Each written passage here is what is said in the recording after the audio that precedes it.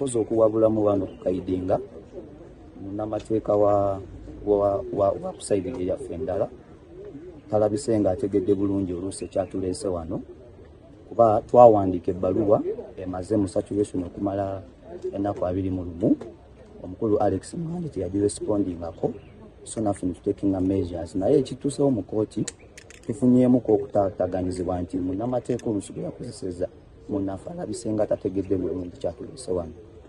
kuba okusinziira ku ngeri gye twawaabamu we are not claiming copyright but we are claiming a neighboring right so walina okudrawinga between a copyright and a neighboring right kati tuyambeko twawulire copyright neighboring right byebikyawo neighboring right ye mukwano gwa copyright oba that is the right that is annexed near a copyright nti copyright ekwata nnyo ku muwandiisi oba ku muyiiya wabula omuntu yenna bw'avaayo na performing ekibeera kiyiyiziddwa afuuka performer era balina right in the performance of whatsoever performance he has made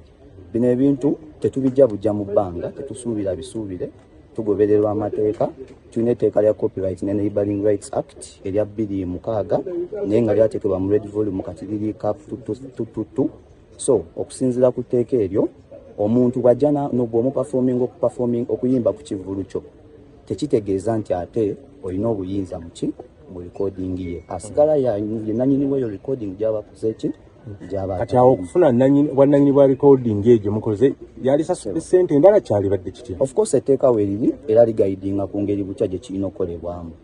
yes kati era kyetubuuza otugambye copyright eyo ya 2006 yes, kati kenzo copyright ate gyagoba yanjawulo neeyo oba ekyo ekibulamu kyagoba oba ye muhanji yakikola waliwo ekibulamu bwe muba mubadde mwetegereza bulungi ebintu edikenzo byabadde akola atambuza kye bayita ennongosereza osobola okulongoosa ennyumba etanazimbibwa tosobola era ojja n'olongoosa ennyumba olwedde ebaddewo ng'edduba etteeka libaddewo naye nga bw'omanyi kati tugenze tukyuka tekinologi azze ebimu byali tebifevaring tekinologi so edikenzo abadde akola nnongoosereza wabula abadde tateeka ku kiteeka